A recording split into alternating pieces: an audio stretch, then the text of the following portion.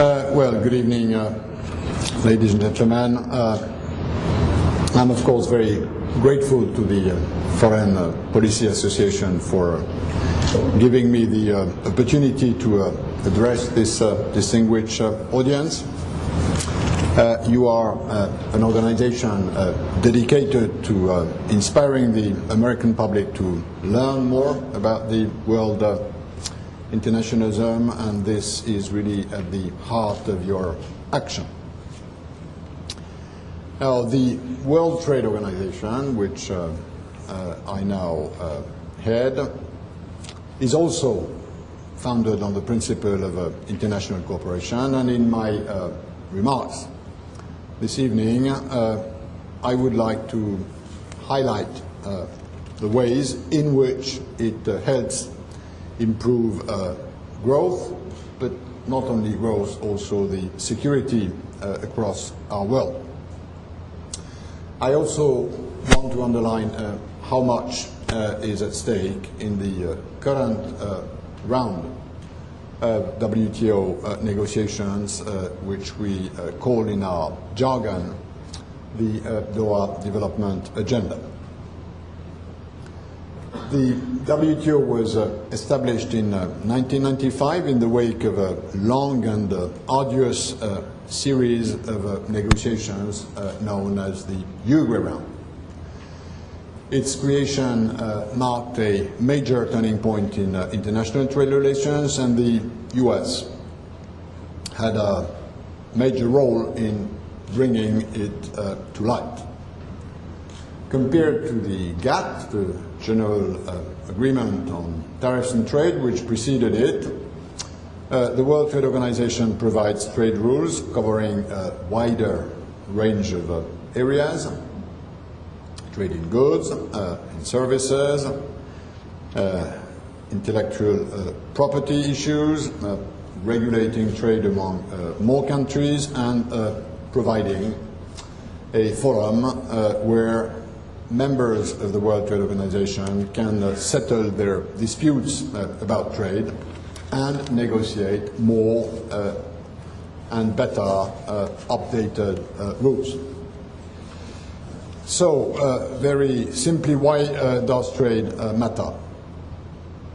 Why does it matter so much that the international community decided to create a new international organization in the 90s?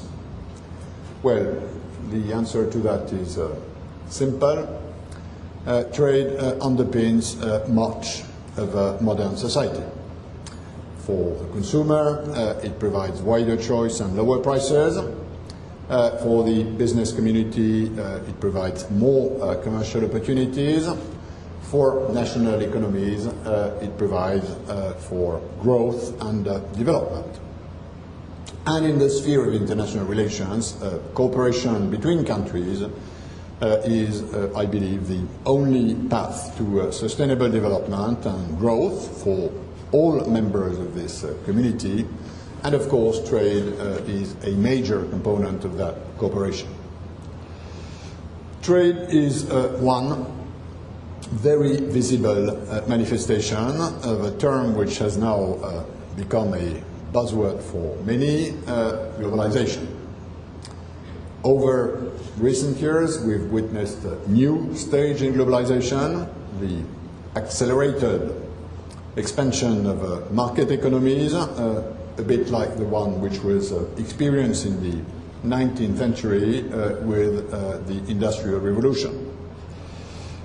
It's probably a fundamental transformation in society, and this time again, it's the result of a technological revolution. Globalization and increased market opening have had some very positive effects, but there are also some less positive effects. It has undoubtedly enabled individuals, corporations, nation states to influence actions and events around the world faster than ever before, and to derive many benefits from them. It has the potential to expand freedom, to expand democracy, to expand innovation, to expand social and cultural exchanges while offering outstanding opportunities for more dialogue and more understanding. But the global nature of an increasing number of worrisome phenomena, scarcity of energy resources, deterioration of the environment and natural disasters, the spread of pandemics, the growing and sometimes extremely volatile interdependence of economies and financial markets, migratory movements provoked by insecurity, by poverty, or by political instability are also products of globalization. At the same time, there is a widening gap between global challenges and traditional ways of working out solutions via the existing institutions. Globalization is also a reality and an ongoing process that cannot be faced by nation states alone. We therefore need to contemplate new forms of multilateral cooperation at the global level to ensure that this growing interdependence evolves in a sustainable manner. The answer to this big question, I would suggest, is a combination of a global ambition and pragmatic suggestions. Building multilateral cooperation is a gradual process involving changes to long-standing practices, involving entrenched interests, cultural habits, and social norms and values. And the example of trade sheds light on both the opportunities and the difficulties of this multilateral cooperation. Although international trade is not the only one, it is, as I said, a very visible dimension of globalization. And the World Trade Organization, as the trade regulator, is definitely at the heart of the multilateral arena. In terms of multilateral cooperation, the WTO's role is based on equality. The principle of equality is reflected concretely in the rules of the World Trade Organization, for instance, in the form of the principle of non-discrimination. It can be found in the most favored nation clause and the national treatment rule, which are two pillars of the World Trade Organization. It also underlies the principle of reciprocity, which is at the heart of our negotiation mechanisms. Beyond these principles, the basic value underpinning the World Trade Organization is that opening trade is good. The multilateral trading system helps to increase economic efficiency, and it can also help reduce corruption or bad governance. Trade has played an increasing role in the world economy over the past decades, as illustrated by the fact that the growth of real trade has exceeded that of world output. The ratio of world exports to goods and services to GDP was approximately in the order of 15% in the 1970s, more than 30% now, and preliminary figures for 2006 show trade again expanding much faster in real terms than output.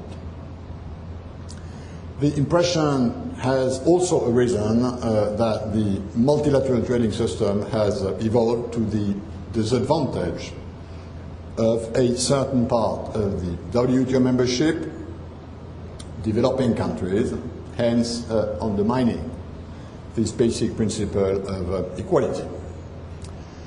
There is, in many quarters, the feeling that it is necessary to correct this if we want the multilateral trading system to assist in raising living standards and alleviating poverty in developing countries, and to lead to more stable political systems at a time of geopolitical instability.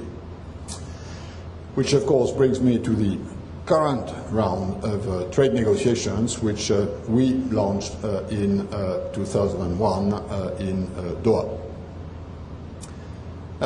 The challenge of market opening and globalization for developing countries calls for enhanced international action.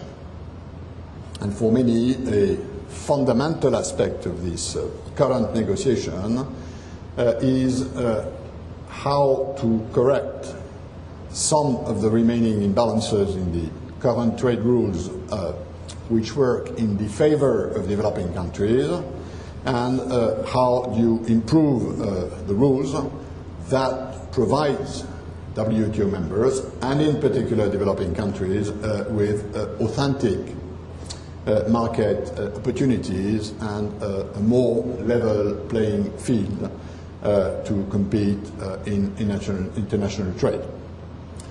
And this development dimension is not a standalone item in the negotiation. It's rather an element that permeates in all negotiating areas. I think no one disputes that completing this round of negotiation is crucial for both developed and developing countries as a fundamental tool to harness globalization and to ensure a more sustainable development. But concluding it is understandably difficult. It is the most ambitious attempt that governments have made to open trade multilaterally because of its scope and because of the number of countries that are now negotiating and that will share in the results. In 1994, the previous round, the Yuga round, wrote the modern rule book of the trading system, and this round is now aimed at revising it to open trade and to lock in reform on an unprecedented scale. Now, so why are these Doha negotiations more difficult, more protracted than expected? Some people believe it's because there is no business interest. Some say because there is too much media interest. Others say it's because of lack of leadership. Others say it's because of NGO opposition. In my view, the reason why the current negotiations are so difficult is because this negotiation aims at a higher level of ambition than previous rounds. It's deeper, it's larger, and it wishes to be fairer across the board.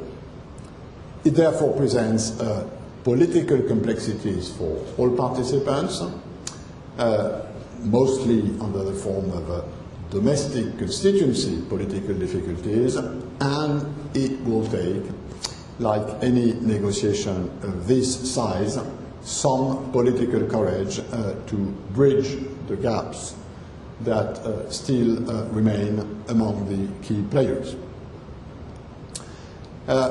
I just said it's deeper. Well, it's deeper because of the level of reductions on subsidies and import tariffs, which are already on the table of the negotiation and which are roughly at least a double of the previous round.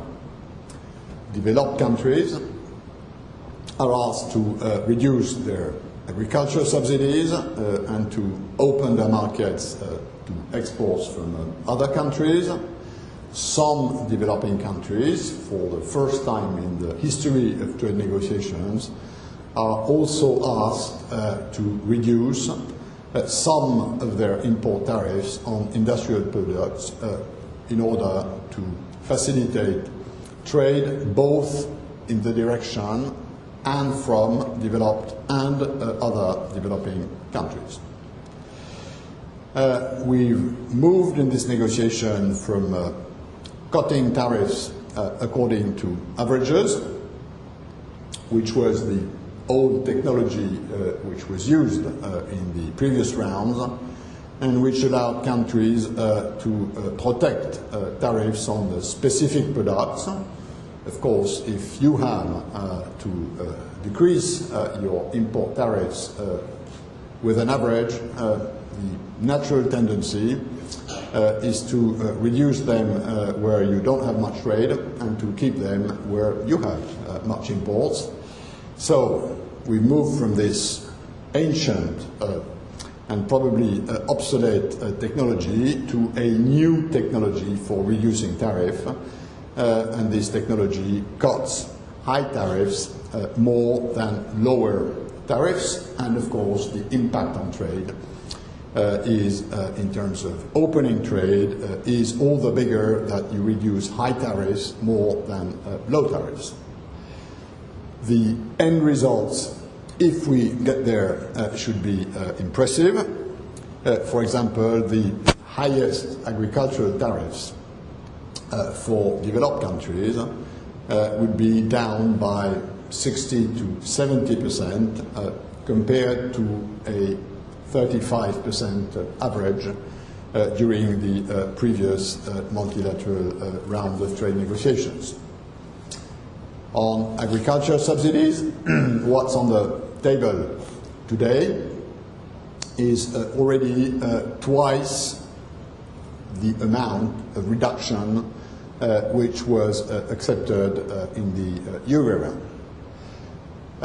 If you take the example of export subsidies, this time there should be no more export subsidies. In services,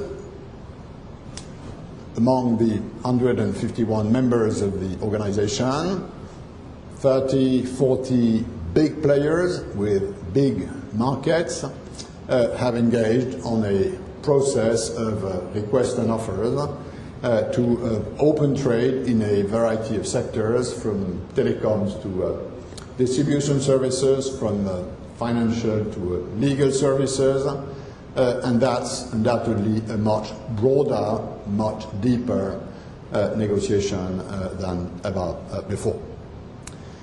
So it's deeper, it's also larger, and it's larger because we've included in the agenda of the negotiation new issues in the WTO edifice, such as, for instance, trade facilitation, which I recognize is a pretty jargonic denomination, but it's a crucial issue for business because it tackles day-to-day problems such as customs procedures, transit of goods, and a number of bureaucratic border requirements.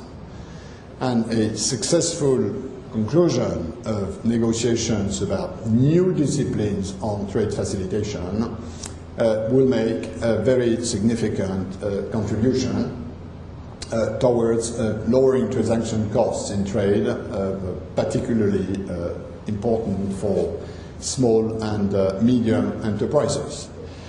If the time it takes to clear a container through a border is 3 weeks, that's sometimes much more important than a 5, 10, 15% tariff.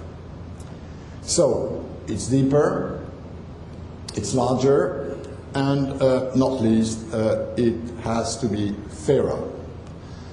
fairer because this round will not only remove obstacles to trade, will not only improve the level playing field, but it will make the development dimension more central to the system.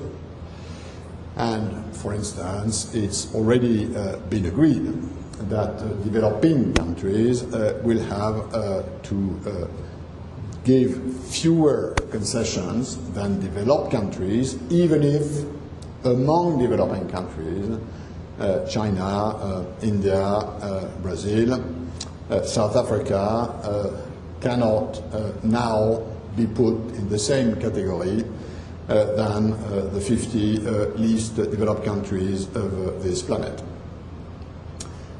They nevertheless will benefit from special and differential treatment with specific flexibilities, whether this is in agricultural market opening or whether this is about market opening in manufacturers or services. There will be, as a special and differential treatment in favor of least developed countries, a duty-free, quota-free access for most of their products to exceed in developed and in a number of emerging developing countries' market. Small and vulnerable economies, islands, landlocked economies will also benefit from specific flexibilities.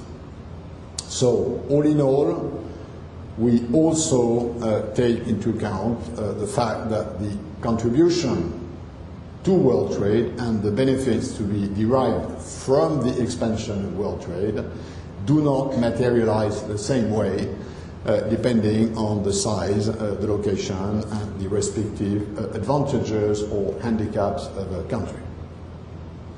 In parallel with the negotiation, we are also putting in place an aid for trade package which is aimed at focusing more of international development assistance into addressing developing country bottlenecks. And this initiative is an essential component to help developing countries build the capacity to reap the benefits of the new trade opportunities. We are in WTO in the business of making trade possible. We all know there's a difference between making trade possible and making trade happen. So for this discrepancy, this difference to be addressed, we need more capacity building assistance for developing countries.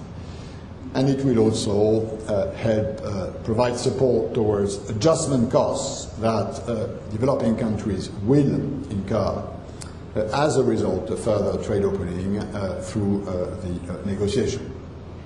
So this aid for trade component, which is a new feature in the activities of the World Trade Organization, not that we will transform the World Trade Organization into a development agency, but we've been saddled with the role of coordinating, monitoring, evaluating, and mobilizing more of this international development assistance as a complement to the negotiation, and of course not as a substitute to an ambitious outcome of the round for developing countries.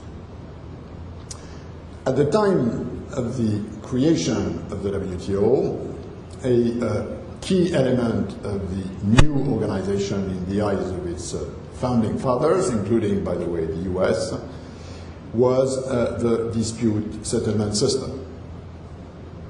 This peaceful means of settling disputes became enforceable under the WTO, underscoring the rule of law and making the trading system more secure and more predictable.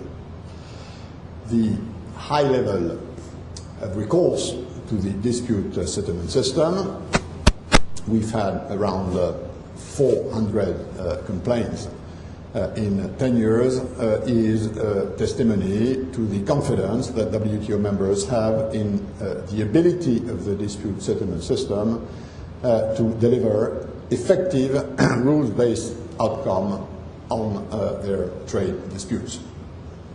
And it's generally acknowledged that overall the system has functioned extremely well so far.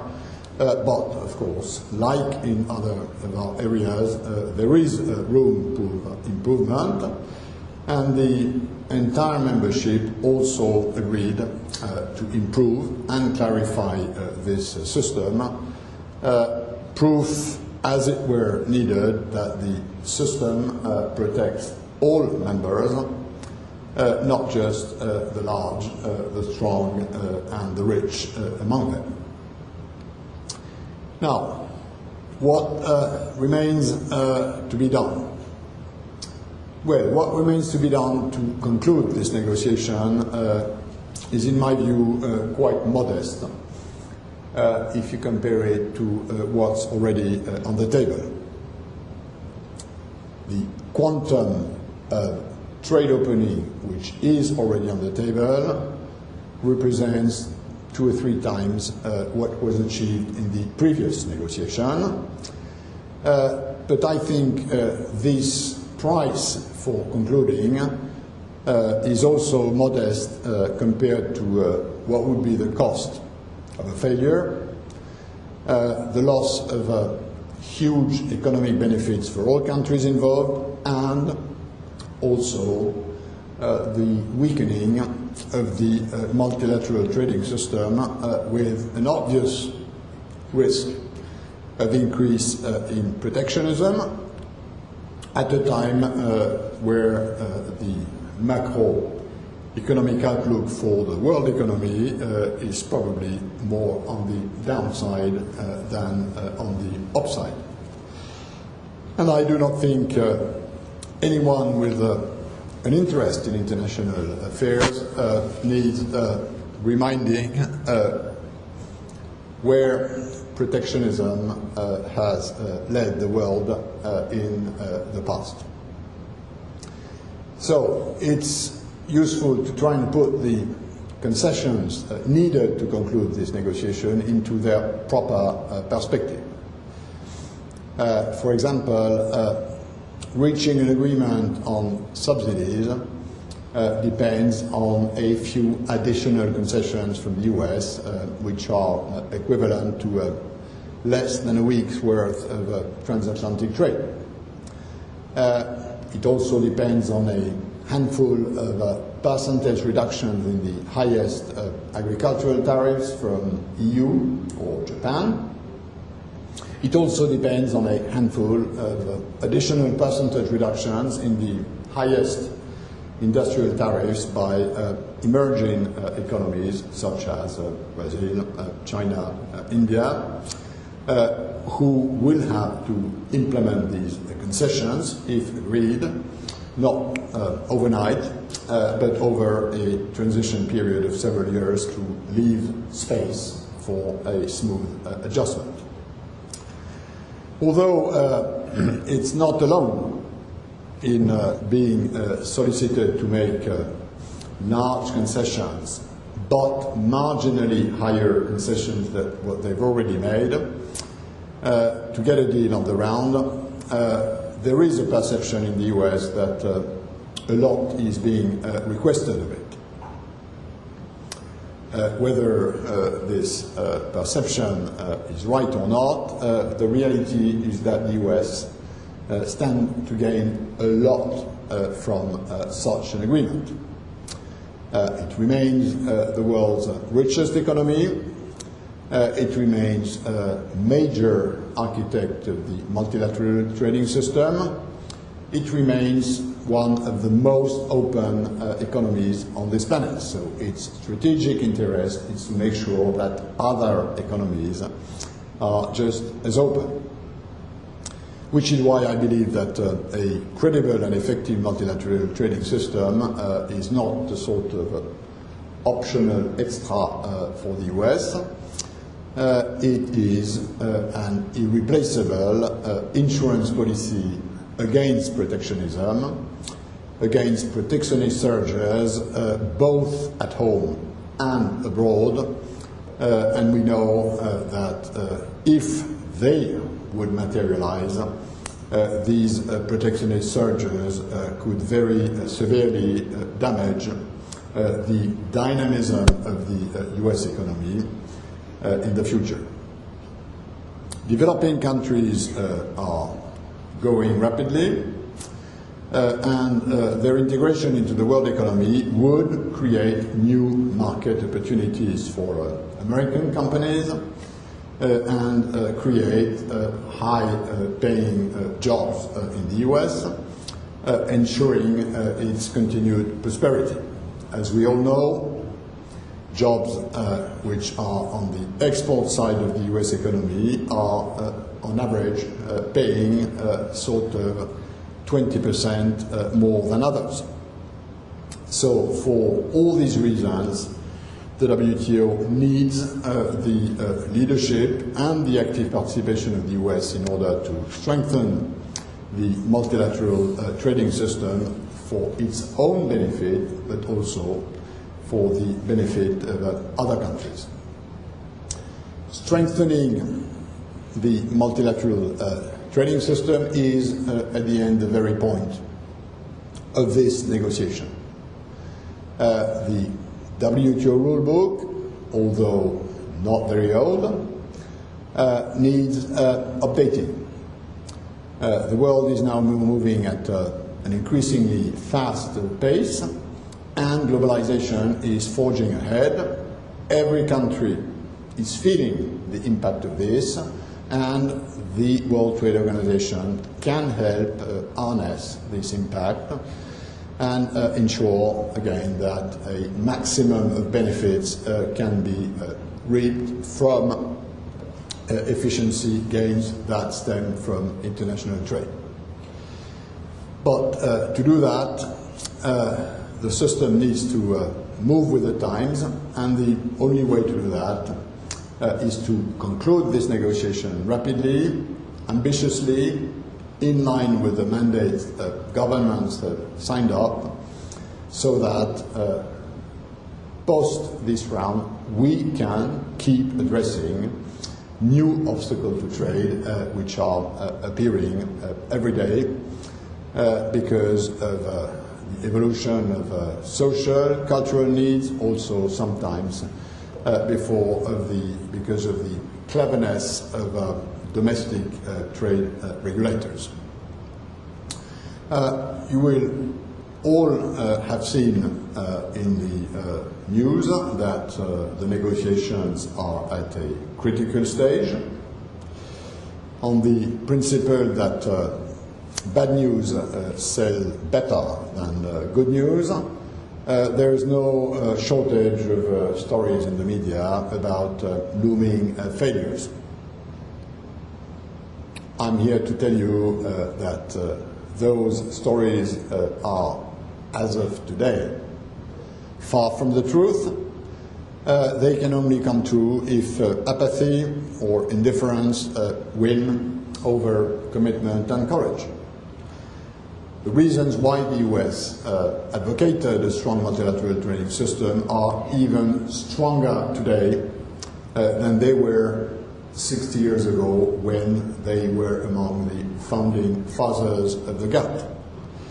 The needs for the advances promised by this negotiation is even stronger 6 years after we started this negotiation than in 2001. And the importance of US leadership in this great effort of international corporations remains and will remain absolutely vital. I want to tell you in conclusion that I value very highly the strenuous efforts that the US administration has been putting into reaching an agreement in these negotiations. I was in Washington for the last 3 days, and I spent quite a lot of time, as usual, on the Hill because of the specific role that Congress plays in the US trade policy. And I also want to express my gratitude to all those in Congress and also in the private sector who continue to stand up for an open multilateral trading system. I think those of you who care about international relations, and I'm coming back to my initial point, those of you who are in this business, who care about this, need to make sure that the round concludes. If we were to fail to conclude this round, it wouldn't just be a failure for the World Trade Organization. I think it would be a failure for the world community as a whole. On the other hand, if we succeed, which I now believe is doable, it will light a beacon of hope that this world can work together to overcome a number of its divisions in the interest of the planet as a whole. Thank you.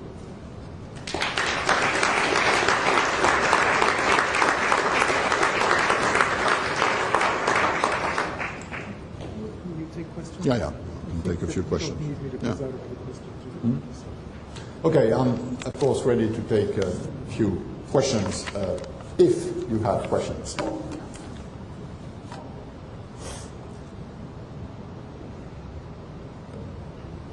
There are microphones available.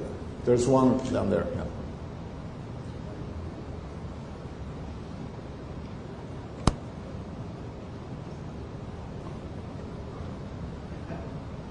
One of the burning issues that every leader of the WTO has faced is the issue of the bananas with the European Union and the United States. The issue of what? Bananas. Oh, bananas. Yeah. Do you think that the protection will be one day broken? And what would be the consequences for ACP countries if the bananas are no longer protected by European Union?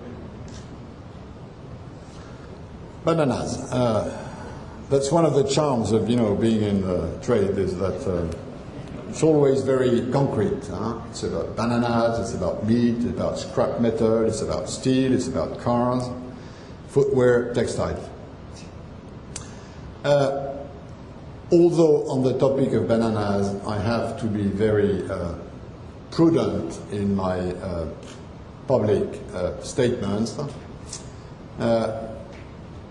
because there is a litigation going on within the dispute settlement system. And as WTO DG, I sometimes run part of these disputes on a procedural ground. For instance, when I designate myself the panelists which will judge in the first instance, I have to remain extremely neutral.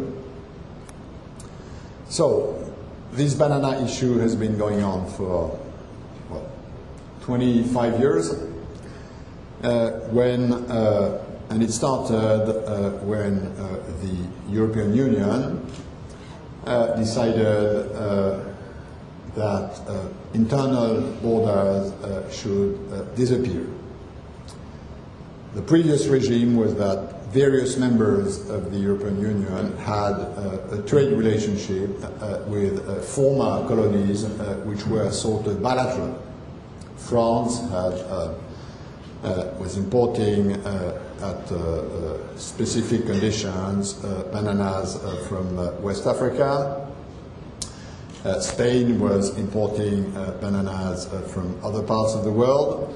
And when they had to remove all their border controls, when they had to create this internal market, the EU was obliged to create a specific regime of preferences that allowed previous providers of banana to penetrate the EU market. And the European Union did this at the time with a specific trade regime which would give a specific advantage to these previous colonies as compared to other providers of bananas, such as a number of Central American or Latin American countries. This specific regime of preferences was contested by countries like Ecuador, Panama, Honduras, on the grounds that it was an unfair discrimination.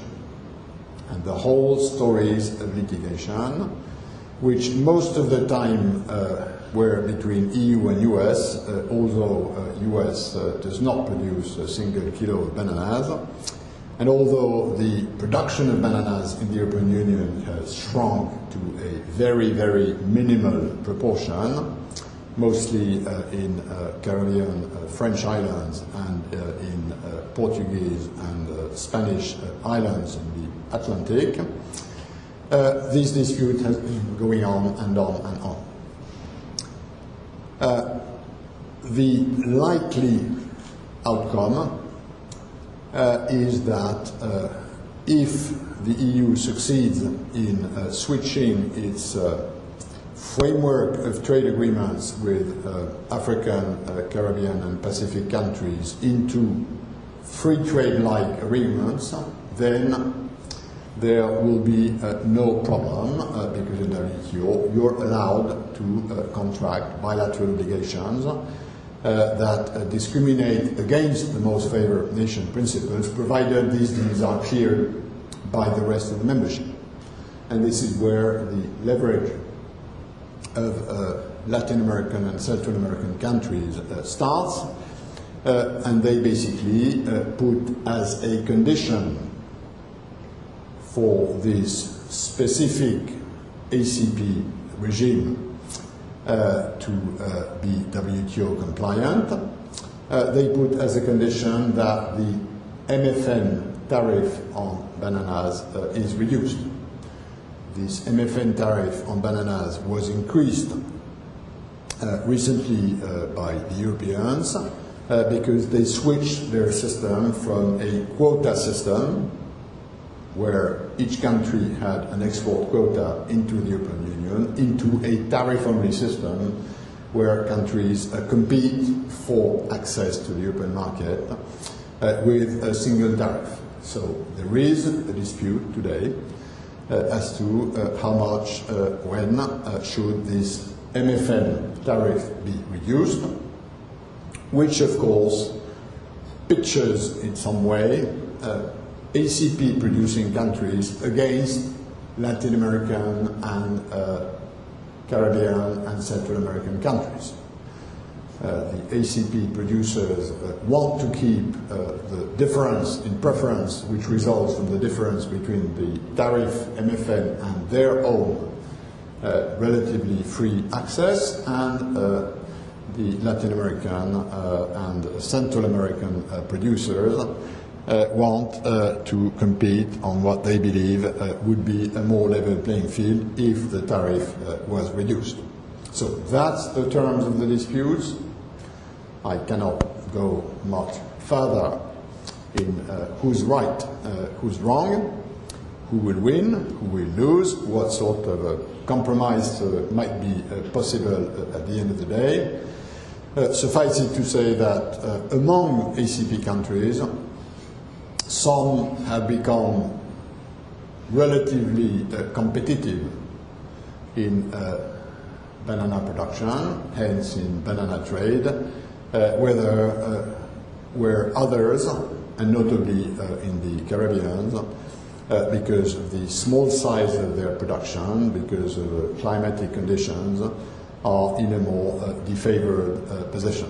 So the banana saga will still be there for some time in the World Trade Organization, but the multilateral trade agreement negotiations is one of the occasions to move in the resolution of this dispute, because the Europeans will have anyhow as a result of this negotiation on agricultural tariff reduction, to reduce their tariff on bananas.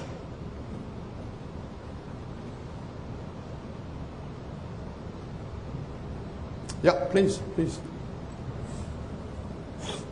Director General, you mentioned that one of the key differences between the Doha round and previous round of trade negotiations is your involvement in the building of the trade infrastructure of less developed countries.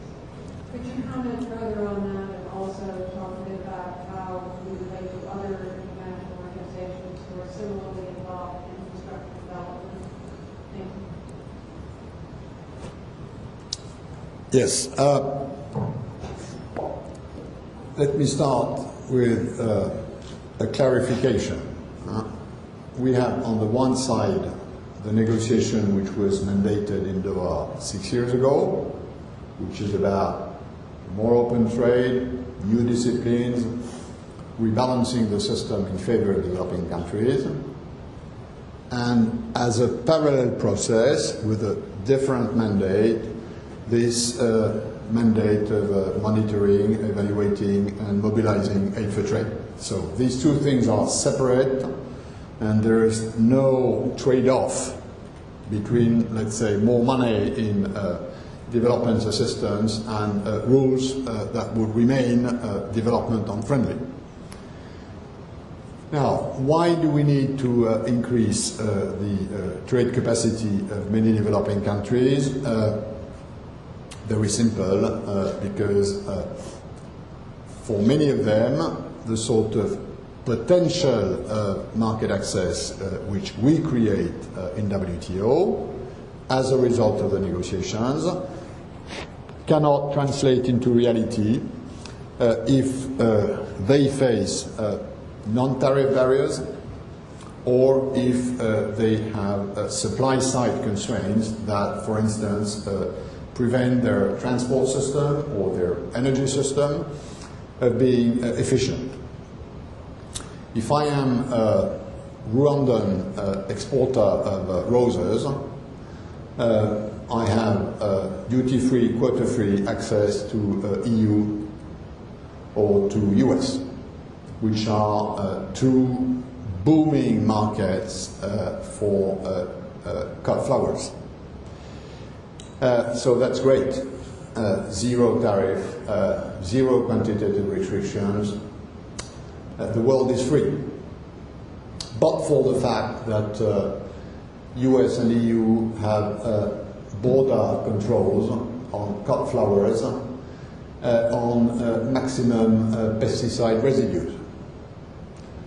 So I can ship my flowers, zero tariff, zero quantitative restrictions, but they will be stopped at US or EU border if I don't have a certificate that US or EU customs accept as valid and that states that my flowers match the EU or the US standard for maximum pesticide residues. So that's the issue, sort of issue, which Aid for Trade tries to address. Providing Rwanda with a country-wide systems of laboratories for testing pesticide residues probably costs something like $10 million. Not much, but Rwanda does not have this money, and putting this together entails a number of governmental decisions, a number of consultations with farmers so that the cut flowers are collected in a way, can be controlled in a central focal point. And unless and until this works, I can't export flowers. The moment it works, I can export flowers. Now, of course, there is also a bit of a problem that flowers are perishable, and that if I have to freight a cargo plane, which I have to pay both ways from Kigali to Amsterdam, the cost is pretty high. and I need to diversify my economy, and I need to make sure that my transport system can address this. So all these issues, which are, for many of them, sort of nitty-gritty issues, have to be cared about much more efficiently than has been the case for now. It's up to the Rwandan government to decide that as exporting flowers is part of its trade strategy, which itself is part of its poverty reduction strategy, this is presented by the Rwandan government as a major priority, so that donors don't fight between themselves with their own agenda, but that among the toolbox which is available, World Bank, IMF, UNIDO, UNCTAD, UNDP, the European Development Fund, USAID, MCC, the Japanese development agencies, somebody will put the 15 million on the table, which frankly for many of them is peanuts. But unless and until this happens, having buckets of money available does not change the reality. So that's what we're after. And we are, in the World Trade Organization, coordinating now, and we will have a big conference in Geneva on the third week of November. We are putting together a system of monitoring, evaluating, mobilizing more of these resources, and we are cooperating with the World Bank, with regional development banks, who usually are quite efficient in this field of aid for trade. We've prepared this in the last months with 3 regional conferences, which I attended in Peru, for Latin America and the Caribbean, in the Philippines for Asia, in Tanzania for Africa, and we progressively are sort of structuring a system that creates transparency between donors and recipients, and that when we have the right numbers on the table, will also help us holding donors accountable to the commitments they have taken. They have taken, since the G8 summit in Lineagle, roughly a commitment to double aid for trade between 2005 and 2010. We just want this to happen, and we want to make sure that the sort of tradition that you package and repackage and re-repackage development assistance commitments, this time is precisely assessed, controlled, and delivered. Now we've got questions here. Where's one? We've got one here and one here. Yeah? Could you please comment on the impact on world trade of manipulating exchange rates, and also about cartels, specifically the oil cartel, and its impact on the industrialized nations and international trade?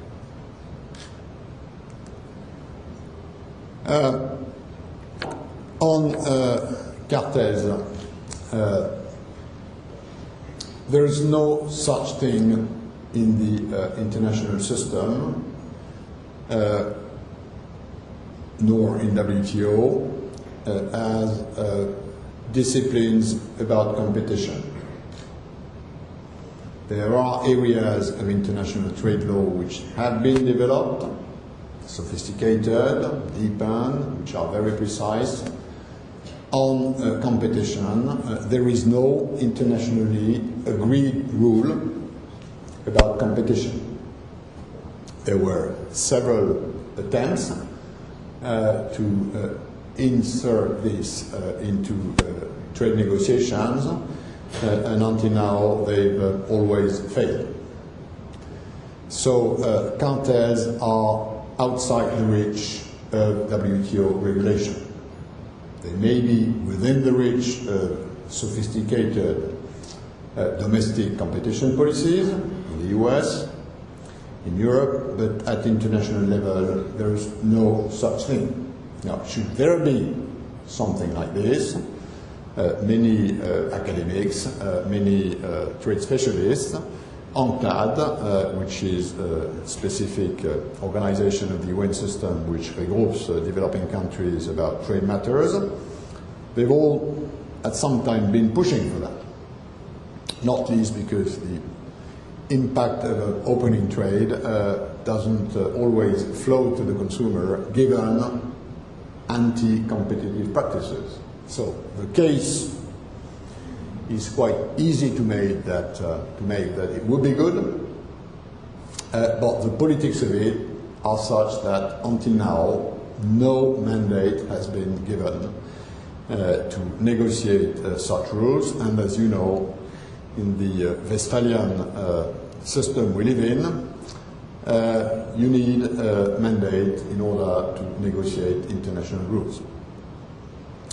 On exchange rates, there is in the World Trade Organization rules a rule that basically says that countries taking commitments to open trade cannot frustrate these commitments through quote-unquote manipulation of exchange rates.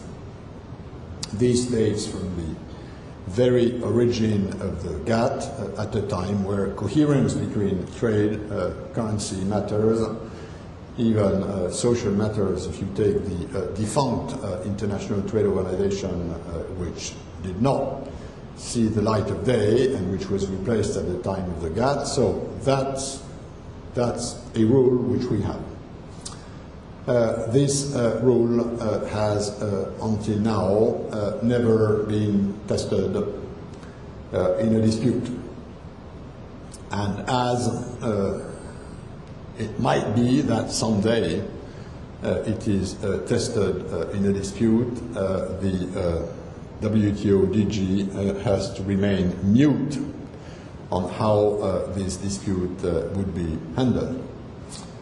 But in terms of day-to-day surveillance of the exchange rate system, the postal address is IMF Washington DC and not WTO Geneva Switzerland.